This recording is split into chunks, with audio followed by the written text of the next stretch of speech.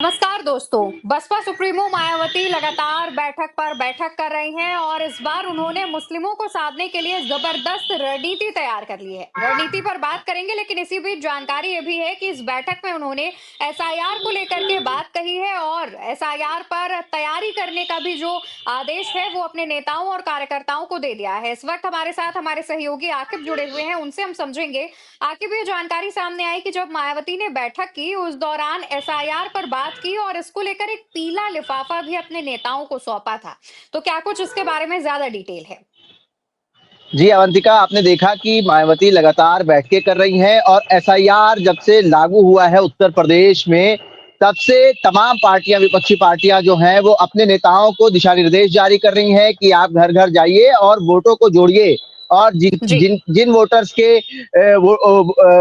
Papers में खामियां हैं, उनको पूरा करिए और उनको सही करवाइए। यही दिशा निर्देश बहुजन समाज पार्टी की सुप्रीमो मायावती जी ने भी जारी करे हैं। उनको दिशा निर्देश दिए हैं कि आप बूथ स्तर तक जाइए, तमाम वोटरों को जोड़िए, नए वोटर्स बनाइए और जो वोटर लिस्ट में खामियां हैं उसको दूर करिए। इसी के मद्देनजर उनको दिशा निर्देश ये जारी करे गए हैं कि आप अपने समाज के वोटरों को और तमाम जो वोटर्स अभी नए जुड़ रहे हैं उनको वोटर लिस्ट में जोड़ने का काम करिए। एसआईआर को लेकर कोई अफवाह न फैलाई जाए, इसका भी उन्होंने साफ तौर पे ये दिशा निर्देश जारी करा है कि किसी वोटर्स का नाम नहीं कटना चाहिए और जो भी खामियां हैं वोटर लिस्ट में उसको दूर करना चाहिए। जी, अवंतिका। जी, और साथ ही देखिए, जो जानकारी आ रही है उसके मुताबिक मायावती ने जो इससे पहले बैठक की थी, 16 अक्टूबर के आसपास उन्होंने बैठक की थी और उसके बाद एक और बैठक की थी। उस दौरान उन्होंने दलितों को साधा और इस बार जो बैठक की है 29 तारीख को, तो मुस्लिम भाईचारा कमेटी दोबारा से गठित की है और उसके बाद उन्होंने खुद ही ये बैठक ली है, जबकि ये बैठक आमतौर पर वो नहीं लेती हैं। लेकिन उन्होंने जी। बैठक ली, उनकी इस बैठक में मुस्लिम समाज के नेताओं को आगे की पंक्ति में बिठाया गया है। तो इसके जरिए मायावती किसको संदेश देना चाहती हैं और साथ ही साथ किसका नुकसान कर सकती हैं? अवंतिका, आपने देखा था कि 9 अक्टूबर को काशीराम जी की पुण्यतिथि के बाद बहुजन समाज पार्टी लगातार बैठकें कर रही है। ठीक 1 हफ्ते हुँ। बाद 16 अक्टूबर को बैठक हुई, उत्तर प्रदेश, उत्तराखंड के जो कोऑर्डिनेटर्स थे, वो उस बैठक का हिस्सा बने। फिर 4 दिन बाद 19 अक्टूबर को बड़ी बैठक हुई और उसमें हुँ। आकाश आनंद भी शामिल हुए।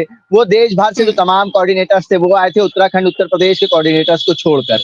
और आज जी। फिर देखिए, आपने देखा बीते दिनों जो बड़ी बैठक करी गई, मुस्लिम भाईचारा कमेटी जो गठित की गई थी बसपा की जी। तरफ जी। से, वो जी। उसमें तमाम जो मुस्लिम समाज के जो नेता हैं और जो लगातार बहुजन समाज पार्टी के लिए काम कर रहे हैं, उनको बड़ी ज़िम्मेदारी दी गई है कि जो खोए हुए मुस्लिम वोटर्स जो हुँ। बहुजन समाज पार्टी से दूर चले गए थे, समाजवादी पार्टी की तरफ उनका रुझान हुआ था, उनका कांग्रेस की तरफ रुझान हुआ था, उनको वापस लाने के लिए बहुजन समाज पार्टी फिर से कवायद तेज कर चुकी है।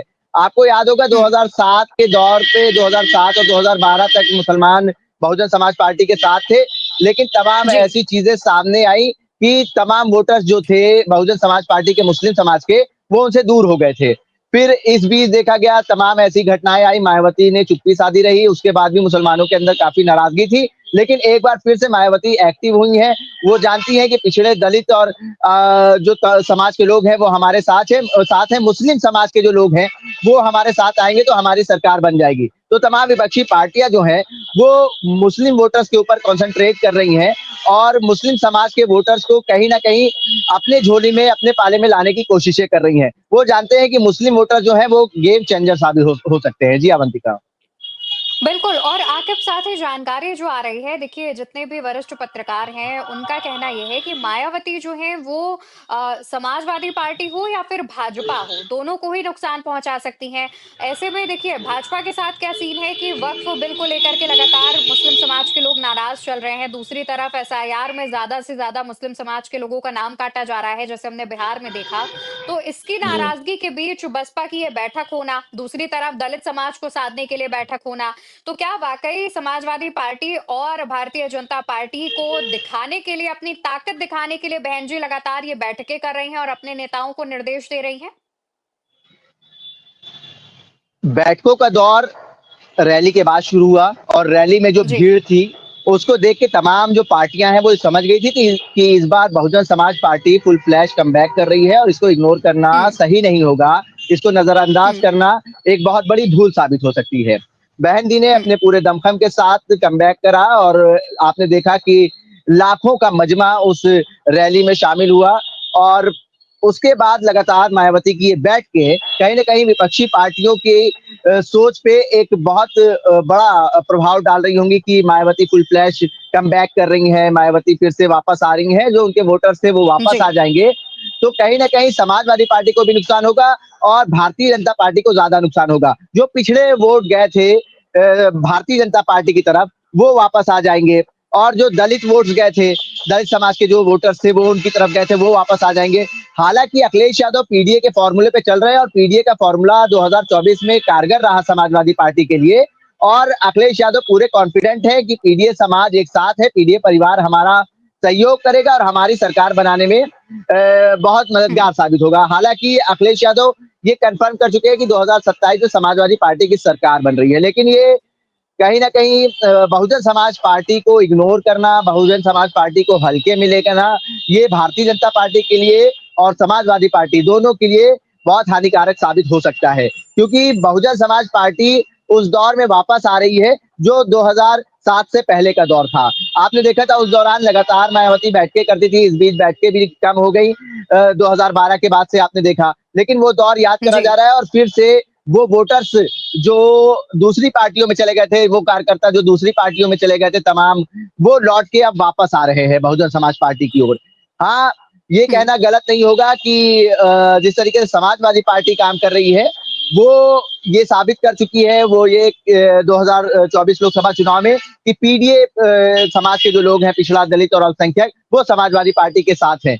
ये बहुजन समाज पार्टी के लिए बहुत मुश्किल होगा कि पिछड़ा, दलित और अल्पसंख्यक वोटर जो समाजवादी पार्टी में जा चुके हैं, उनको वापस तोड़ के लाएँ। लेकिन दूसरी ओर भारतीय जनता पार्टी की अगर हम बात करें तो भारतीय जनता पार्टी में जो पिछड़े और दलित समाज के वोटर्स थे, वो जी, मायावती की जी, तरफ लौट सकते हैं। क्योंकि उनके उत्तर प्रदेश में एनसीआरबी के आंकड़े आप अगर उठा के देखेंगी, तो दलितों के साथ जो अत्याचार हो रहा है, उसमें उत्तर प्रदेश नंबर 1 है। कहीं न कहीं भारतीय जनता हुँ, पार्टी जो ज़ीरो टॉलरेंस का दावा करती है, उससे कहीं न कहीं हुँ, जो पिछड़े और दलित समाज के लोग हैं, वो निराश हैं। तो ये एक बड़ा फ़ायदा साबित हो सकता है बहुजन समाज पार्टी के लिए जी, कि जी। जो अत्याचार हो रहा है पिछड़े और दलित समाज के लोगों के साथ, वो वापस आ जाएँगे तो मायावती कहीं न कहीं एक पूरे दमखम के साथ वापसी कर सकती है 2027 विधानसभा चुनाव में। जी, अवंतिका। जी, जी और आपके साथ ही खबर ये भी सामने आ रही है कि 1 नवंबर को एक और बैठक कर सकती हैं बसपा सुप्रीमो और उस बैठक में भी तमाम लोगों के पहुँचने के दिशा निर्देश हैं। वो बैठक किसको लेकर होगी? वो बैठक ओबीसी समाज की है, परसों बड़ी बैठक है। उसमें भी जी। मायावती नेतृत्व करेंगी और आकाश आनंद भी शामिल रहेंगे। आपने देखा ये जो बैठक हुई है, इसमें आकाश हुँ, आनंद बिहार से जी। वापस आए हैं, बिहार में जो ज़िम्मेदारी उठा रहे थे, हुँ, उसको छोड़कर, उन ज़िम्मेदारियों को छोड़कर वो इस बैठक का हिस्सा हुँ, बने। क्योंकि मुस्लिम जी। समाज को जोड़ना और किस तरीके से जोड़ना है, क्या कुछ दिशा निर्देश बहन जी के रहेंगे, उसको सुनने आकाश आनंद लखनऊ पहुँचे थे, बैठक का हिस्सा बने। आकाश आनंद वहाँ पे बड़ी ज़िम्मेदारी, बड़ी भूमिका में नज़र आ रहे हैं बिहार में। बहुजन समाज पार्टी वोटर्स को जोड़ने का प्रयास कर रही है और खासतौर से पिछड़े दलित और मुस्लिम समाज के लोगों को जोड़ने का प्रयास कर रही है। तो आकाश आनंद के कंधों हुँ, पे एक बड़ी ज़िम्मेदारी होगी कि वो बिहार में अपने आप को साबित कर सकें। हालाँकि 1 नवंबर को एक बड़ी बैठक है और इस बैठक में ओबीसी समाज के तमाम लोग शिरकत करेंगे और उनको भी दिशा निर्देश जारी करे जाएँगे। फिर से एसआईआर का मुद्दा उठेगा, एसआईआर की चर्चा होगी और एसआईआर जी। के दिशा निर्देश मायावती जारी करेंगे क्योंकि ओबीसी समाज की कंधों पे बहुजन समाज पार्टी बड़ी जिम्मेदारी दे सकती है क्योंकि वो अपने बूथ स्तर पर पहुंचकर फिर से वो कोर कमेटी गठित करे और जो कोर वोटर है उनको जोड़ने का काम करे, कैडर को मजबूत करे। ये एक बड़ी जिम्मेदारी हुँ। फिर से मायावती दे सकती हैं। जी अवंतिका। जी, यानी कि ये मान लिया जाए कि मायावती जो हैं वो सोशल इंजीनियरिंग करके लगातार जो उनसे छिटका हुआ वोटर है, उसे वापस से बसपा से जोड़ने के लिए बैठकें कर रही हैं और कार्यक्रम कर रही हैं। जी, जी, बिल्कुल। ये बात बिल्कुल। कहना गलत नहीं होगा, आप हुँ, बिल्कुल सही कह रही हैं हुँ, कि जो कोर वोटर्स थे उनके वो तो अभी भी मौजूद हैं, लेकिन जो छिटके हुए वोटर्स थे, उनको वापस लाने के लिए लगातार अलग-अलग बैठकें करी करी जा रही हैं बहुजन समाज पार्टी में, मायावती के नेतृत्व में। और हमने जब विश्वनाथ पाल जो कि प्रदेश अध्यक्ष हैं, उनसे पूछा कि किस तरीके से आप बैठ के कर रहे हैं, कैसे आप जाते हैं, दूसरे ज़िलों में बैठक करते हैं, क्या कुछ रिस्पॉन्स रहता है?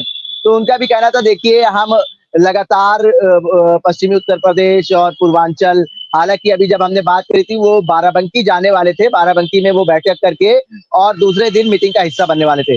वो पूरा खाका तैयार करके बहन जी को सौंपेंगे कि इस तरीके से जो हमारा कैडर है वो काम कर रहा है और लोग उससे हुँ, जुड़ रहे हैं। पूरी जो हुँ, रिपोर्ट है वो तैयार करी जाएगी और जब ये ओबीसी समाज की बैठक हो जाएगी उसके बाद भी मायावती लगातार बैठ के करेंगी और जो रिपोर्ट कार्ड है 27 से पहले जी, उसपे जी, कहीं न कहीं आकाश आनंद को एक बड़ी ज़िम्मेदारी दी जाएगी कि देखिए ये रिपोर्ट कार्ड है और इस तरीके से बहुजन समाज पार्टी को तैयारियाँ करनी है और इस तरीके से जो खोए हुए वोटर्स थे उनको वापस लाना है। ये बहुत बड़ी ज़िम्मेदारी आकाश आनंद को मायावती जी ने दी है और आकाश आनंद के हुँ, साथ-साथ तमाम जो वरिष्ठ नेता हैं हुँ, उनको भी उनके कंधों पे भी बड़ी ज़िम्मेदारी है कि फिर से बहुजन समाज पार्टी को उत्तर प्रदेश में वापस लाया जाए और जो उनके कोर खोए हुए वोटर्स थे उनको जी, जी। वापस लाके जोड़े और 2027 विधानसभा चुनाव का 2027 विधानसभा चुनाव जो है वो पूरे दमखम के साथ लड़ा जाए। जी, अवंतिका।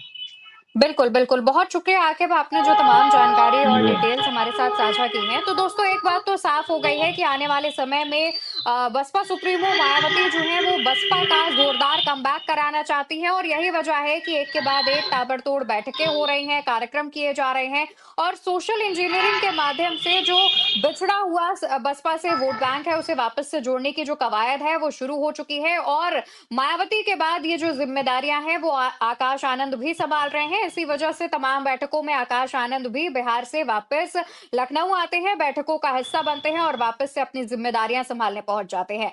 देखने वाली बात होगी कि 1 नवंबर को जब मायावती एक और बैठक करती हैं, ओबीसी समाज की ये बैठक कही जा रही है, तो उस बैठक में क्या-क्या जो दिशा निर्देश हैं वो अपने नेताओं, कार्यकर्ताओं को देती दिखेंगी।